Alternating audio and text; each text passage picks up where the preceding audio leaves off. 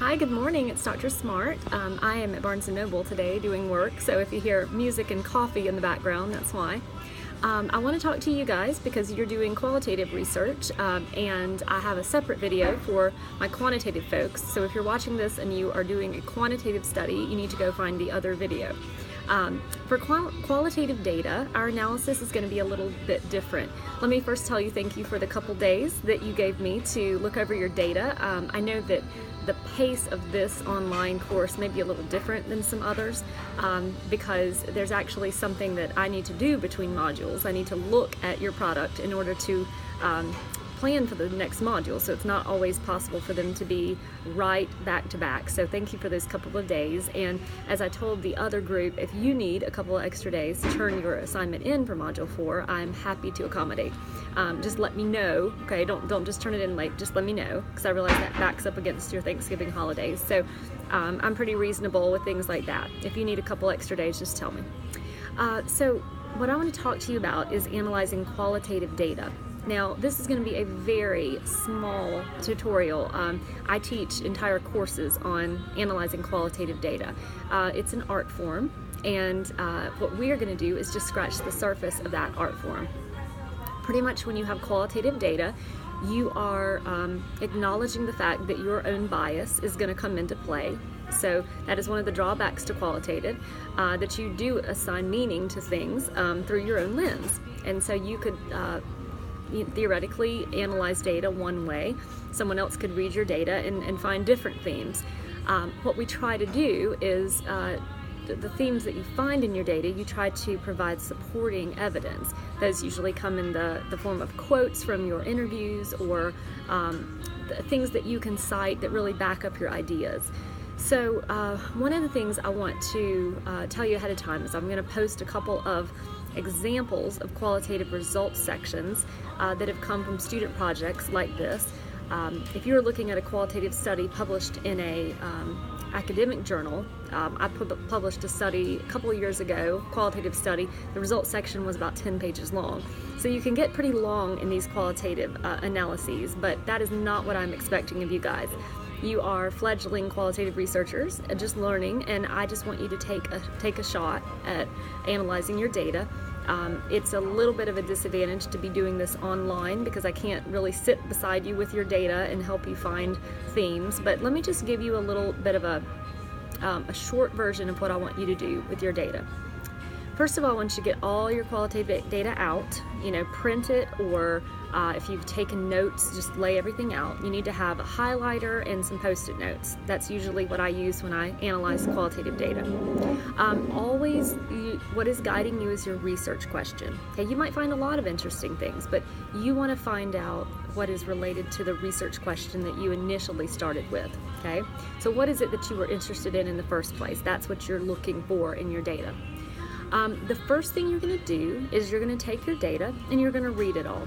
Okay, you're going to read it all very carefully and just become familiar with your data. Okay, after you've done that, you've read all of the qualitative data you have, you're going to take your highlighter and you're going to start highlighting main ideas. Okay, you will identify main ideas that you think are important. Okay, something that someone says, maybe it's words that people that you're noticing come up more than one time in your data. Maybe there are ideas that you see that start to emerge as things that more than one person mentions, or something that the same person mentions multiple times. You're really looking for patterns and themes. Okay, so you're going to take your highlighter. You're going to start highlighting things that stand out to you as important towards answering your research question, or things that multiple people seem to talk about. Okay. Things that that even maybe the same person mentions multiple times. Okay, we're going to call these themes. What you're really hoping to find is maybe 2 or 3 themes in your data, 2 or 3 main ideas, if you want to think about it like that, main ideas. So once you've highlighted a lot of different themes, a lot of different ideas, okay, you're going to start writing those on post-it notes. Okay, so maybe you're studying why students like mathematics, and they keep talking about that they can get a job in some field that pays a lot of money. maybe something you write on a post-it note is future career. You can name it. You can name your themes. It doesn't have to come verbatim from the text. So maybe you name one theme, future careers. Okay, this is all central to maybe a central research question of why do students, are motivated in mathematics.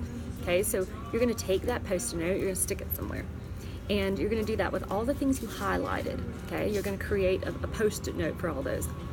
After you do that, you're going to try to group those post-it notes into like ideas. Okay, so maybe students maybe there's a whole group of comments about jobs and future careers. Okay, so maybe that becomes one theme that you name future goals.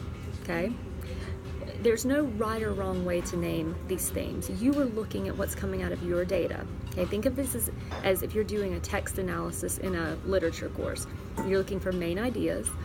And then you're going to be able to support those with specific quotes from your interviews. I think everybody's done interviews or short answer type things in here. So after you have these main ideas, you're going to take a piece of paper and you're going to try to name the themes. Okay?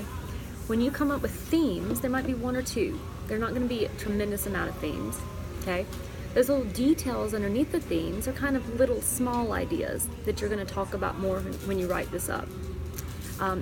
Whenever you write up your results section, the themes you find are actually going to be subheadings. You're going to see that in the papers that I'm posting.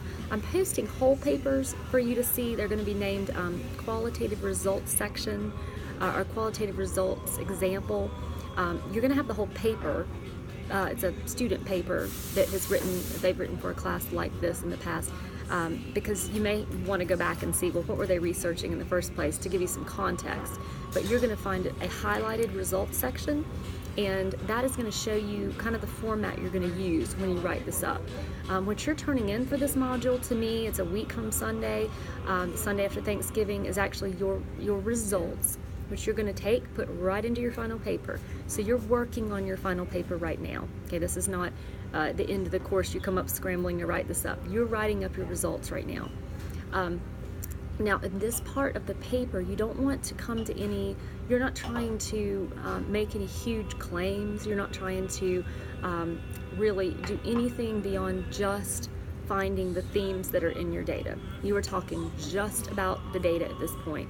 The next section, the discussion, is when you're going to actually infuse yourself a little more. You're going to tell maybe why you think people had the ideas they did, how it's going to apply to practice. But this is you really kind of trying to tease out those main themes. Okay? Some people find it helpful to make some kind of a visual diagram of your themes. You don't have to, but if you feel like it's easier to explain them that way.